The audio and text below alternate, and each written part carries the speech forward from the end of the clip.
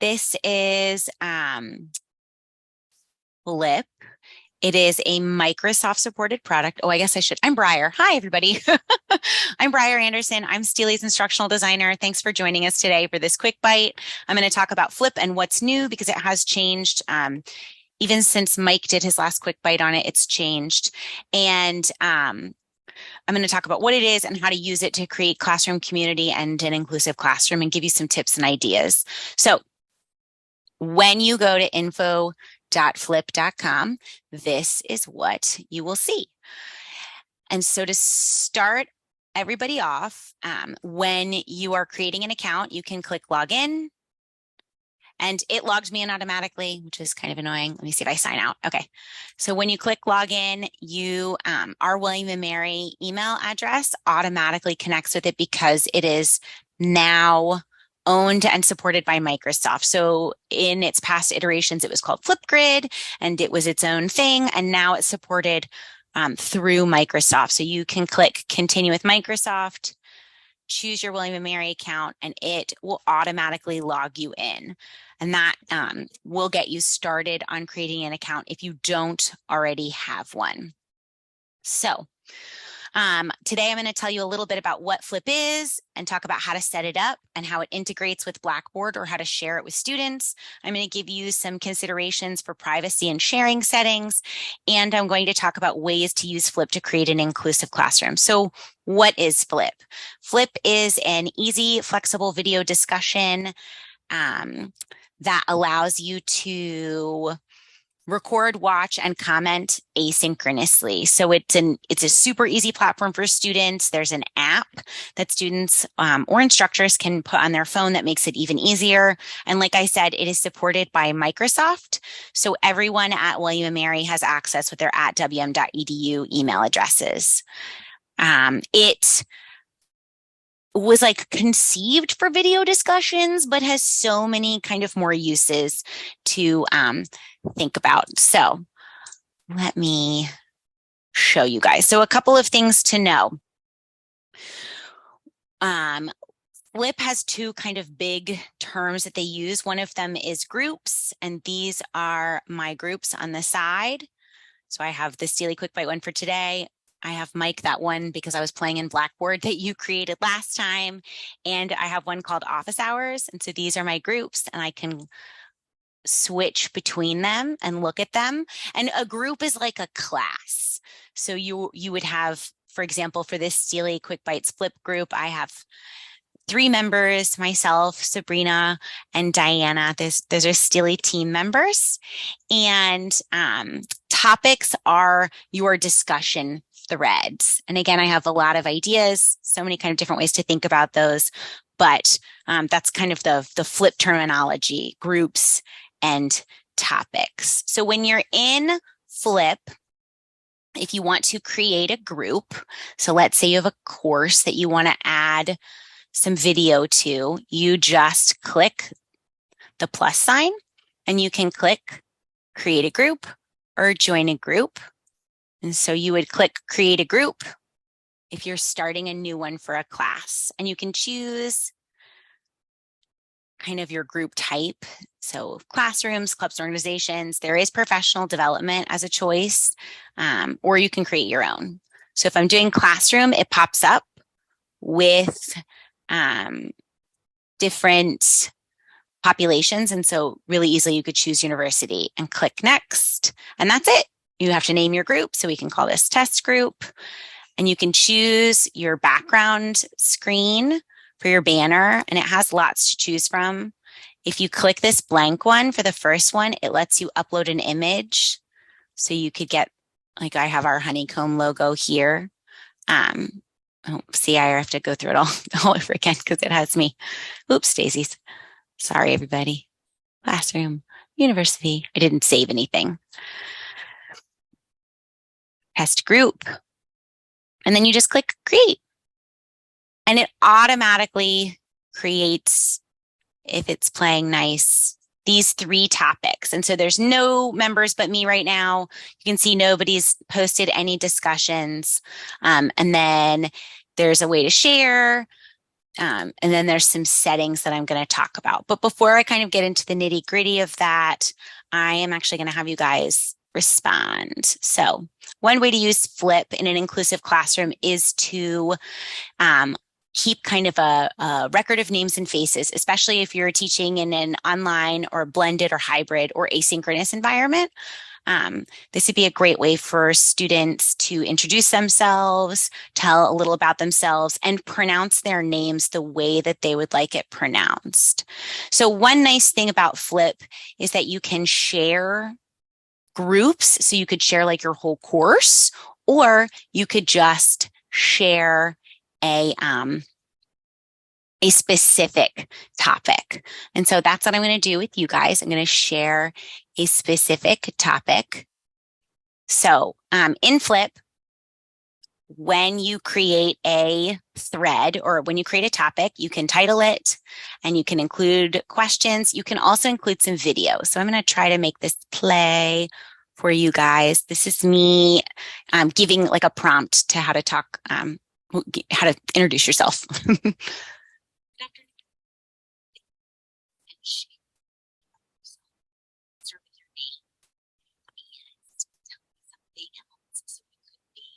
Okay, so you can see I have captions turned on.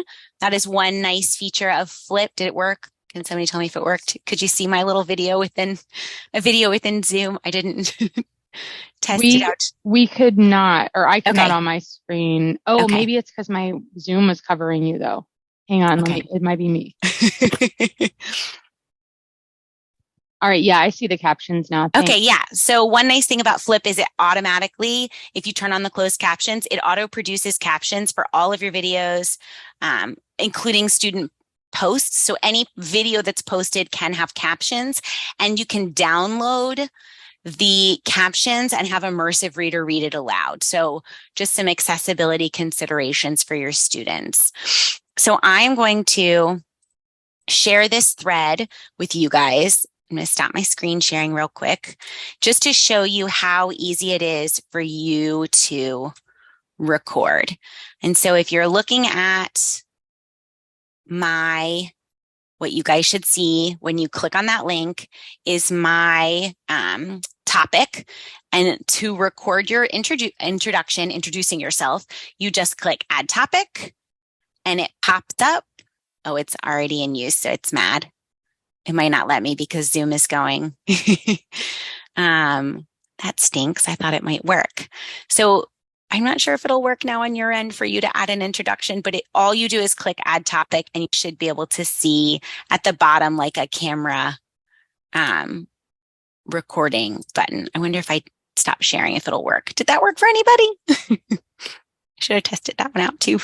I think if we just leave the link open though, we can test it later. Mike, were you able to record even with Zoom going? Yeah, I recorded. It's up there now.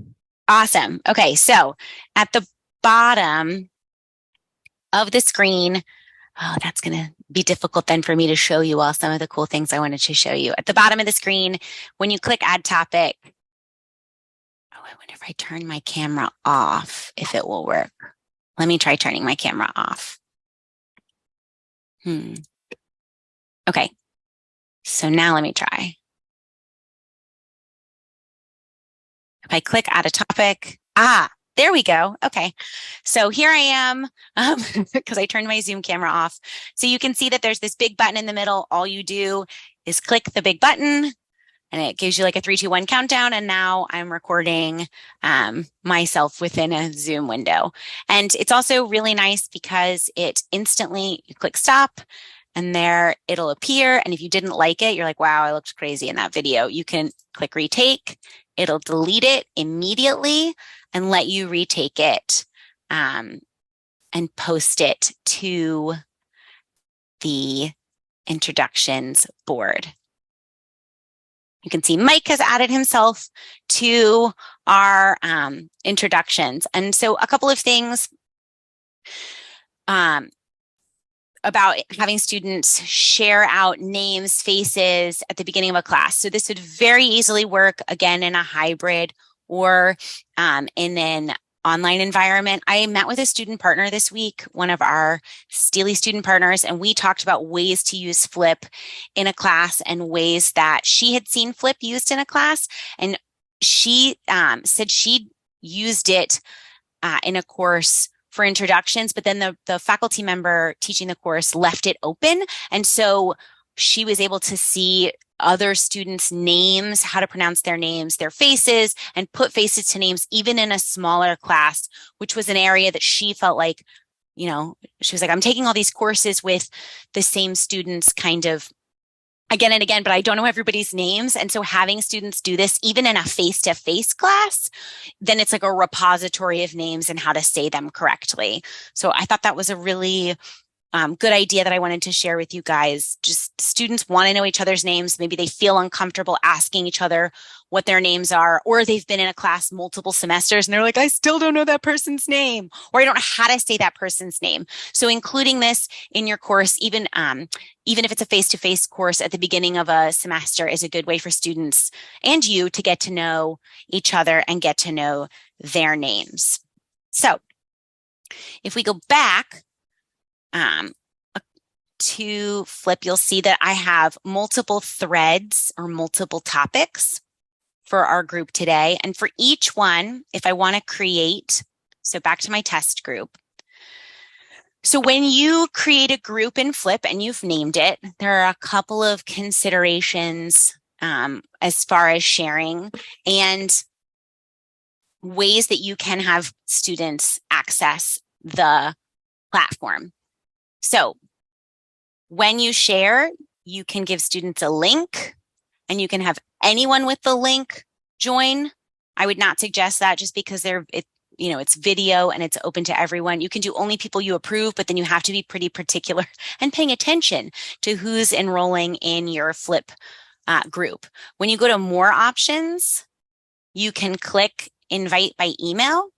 And what's really nice about this is that if you add the @email.wm.edu or the @wm.edu, the domain names, and click invite, now only people with email addresses connected to William and Mary can join your test or your Flip group. So again, that was under the sharing permissions. So over here, this little like arrow push out cog, and then more invite options, invite by email. And that's where you put it. And you would add them right there. And then you can give students the invite code. You can also give students the invite code by embedding the link directly in your Blackboard course, or by giving them a QR code in your syllabus. So when you embed Flip directly in your Blackboard course, it looks like this. So you can embed a couple of different things. You can embed specifically the one topic. So you could put your introductions, just like I have over here, the Flip intros, and it appears if you copy the embed code like this, where students can then see each other. And they can also do the recording within Blackboard just by clicking on that add topic. So they don't ever have to leave Blackboard and go to Flip in and of itself. You can also share with students the entire group. So if you're going to have weekly reading logs, or you want students to have access to these kind of introductions along with everything else, you could put the whole group. So you can share just the topic or just the group. So one way that some of the faculty members that I've been talking to are considering using Flip would be for like a asynchronous office hours, which I had kind of a test group over here. And so each week you could post student questions and your responses within each of the topics, and then you would just share that one topic. And so the way that you do that is you look at the three little dots and you click share topic. And again, it'll pop up with that link, but it also has the embed code. And so you can copy the embed code and paste that into a new Blackboard area content item. And if that's something that you're interested in doing, I would love to help anybody out who's interested in including Flip in their Blackboard course. Please, please, please schedule a consultation with any of our handy dandy STLI consultants, and we will help you add Flip to your Blackboard course. But for the sake of time, I'm not going to go into kind of the nitty gritty of that today. So, okay. So we have just a couple more things. When you are creating a new group, so again, the group automatically populates with these 3 topics: weekly check-ins, general, and introductions. And you can get rid of them just by clicking on the 3 little dots again and click delete topic. Like let's say I don't want a weekly check-in and I don't want general. So I'll get rid of them. To modify them, so this is what they look like when it just populates by itself. It has that title. It kind of gives you some generic questions and it has a picture. But if you want to personalize it and make it your own, again, you click the 3 little dots, edit topic, and you can change the title up here. You can change the descriptions down here. And what I really like is you can include media. And so instead of having kind of their image, you get rid of it and delete their media. And you can add media, and it will allow you right inside the browser to record yourself. So again, I can just record myself. This is our introduction video. I'm recording it right now here in Zoom and in Flip. And so it'll appear and you click next. And then it'll add it. And if I don't want that awkward photo of my face, it's crazy looking, I can choose a frame, take a selfie, or I can upload a photo. So I could use our STLI logo. And then it just appears as my cover photo. And now I've attached this media to my assignment. So Flip is fantastic for students doing video discussion and using video in a lot of other ways because it lets you choose the recording time. So let's say you only want students to record just their name and something really quick. You could give them 1 minute and 30 seconds. But let's say you want something lengthier, like a reflection. You might choose 5 minutes. And so they'll have kind of however long you set up to 10 minutes. So that's the max that it will allow students to record. And I click update my topic and you'll see I changed the title, I changed the description, and I have my little video telling me to introduce ourselves. And for students, again, all they do or all you would do is click add to topic. So I am going to suggest, especially for introductions, that a good way to get learners to be involved would be to start by introducing yourself. So modeling that discussion, modeling that introduction for students, and then they get to know a little bit about you, just like I did. So if we go back to our STLI Quick Bites group and enter introductions, here I am, awkwardly. Yesterday, I have my Valentine's Day sticker. You can see I have closed captions. There's a way to edit the captions. It doesn't STLI, it doesn't want to spell it correctly, but you can edit those captions. You can make it full screen. You have that immersive reader option and can play with the volume. So that's kind of a quick introduction to Flip. So why is it such a powerful tool? A couple of reasons it's such a powerful tool are because you can, sorry, Sabrina, so we have Sabrina introducing herself, but if you have comments or you want students to comment on each other, students can comment like this. Thanks for sharing. So they can do a text comment on each other's posts and it sends it, or they can once again, record a video.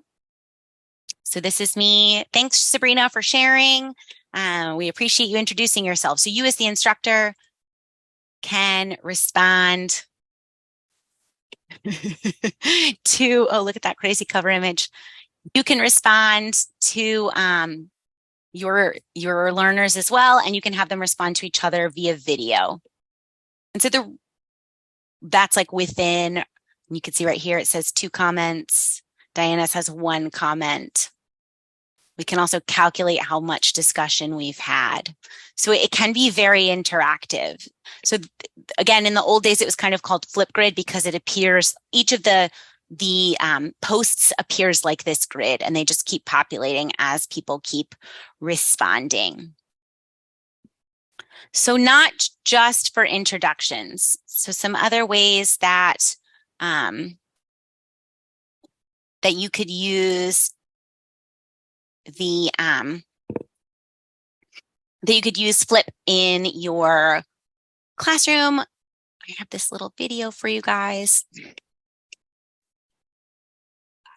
Hey, Brier, Christy had a question in the chat. Oh yeah, sure, yeah. Do students see the topic or group until the instructor deletes the group or make it unavailable? Does the instructor have the capability to archive or download the responses? Yes. Okay, so I have a couple more sharing permissions that I can show you guys.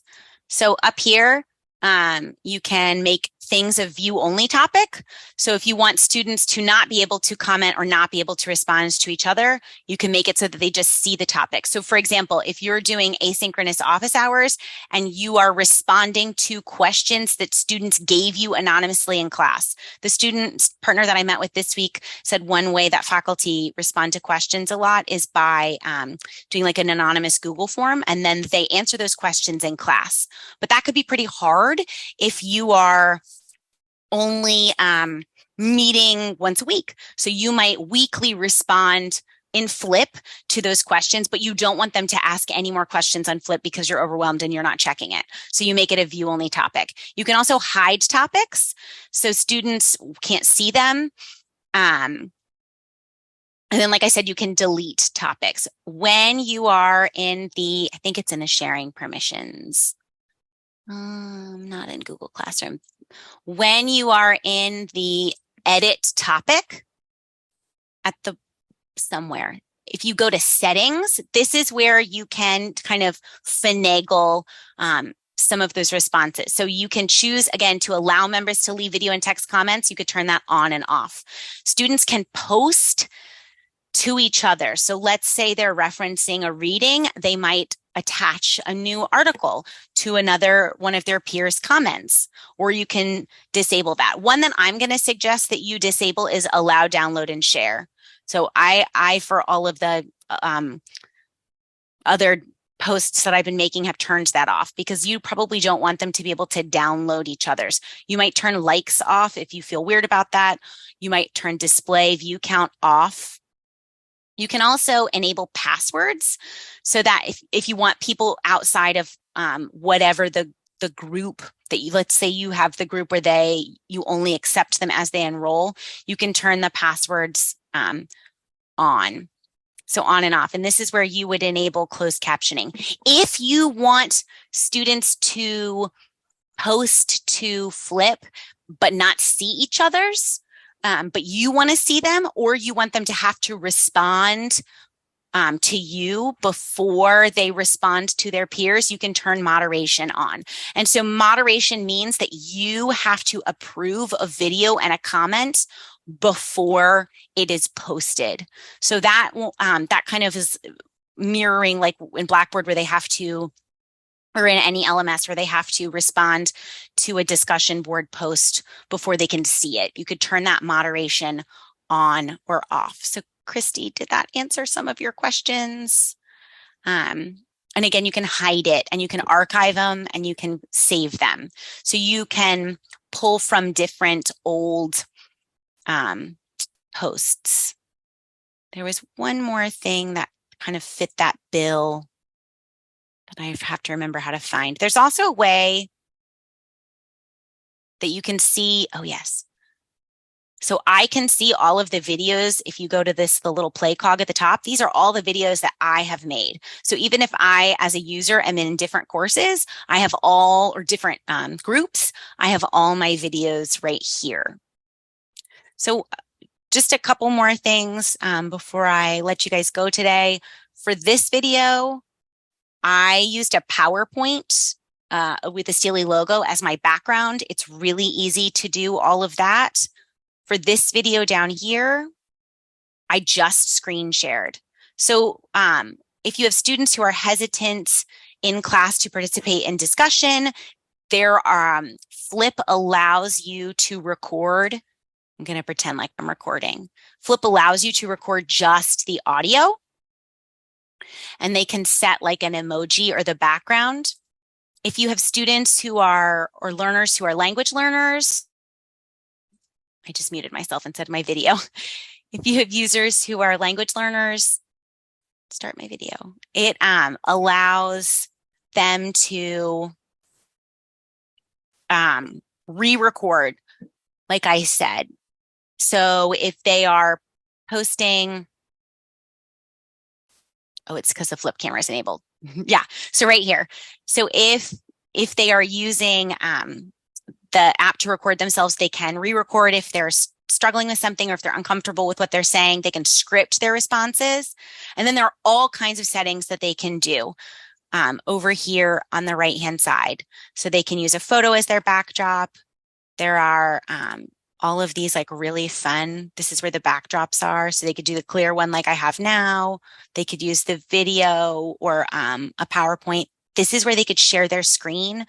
So again, if you are a faculty member and you want to share, or an instructor and you want to share your screen. Brier, there's a question in chat about the sticky note for the Canva setting.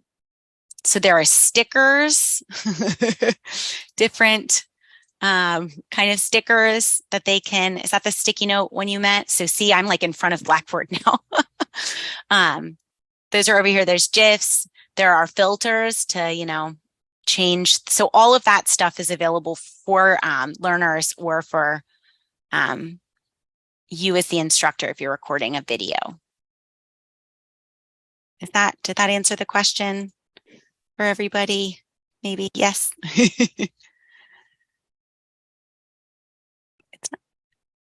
Yeah. Christy, did that answer your question?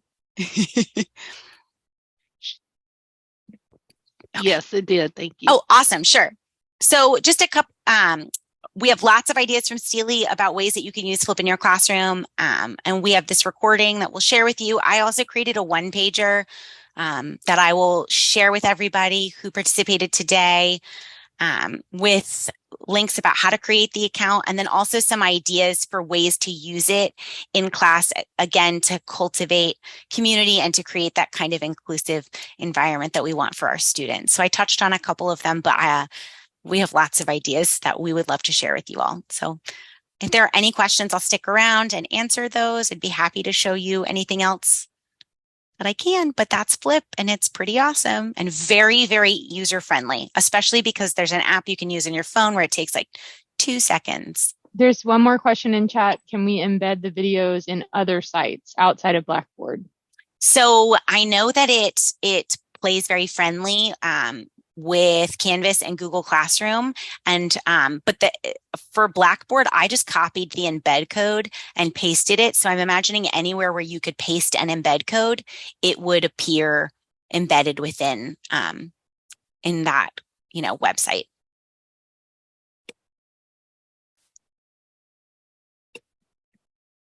Sure thing. And we at STLI would be happy. I would be happy to meet with anybody who is interested in digging a little deeper into Flip and trying it out, with your learners. So thanks, guys.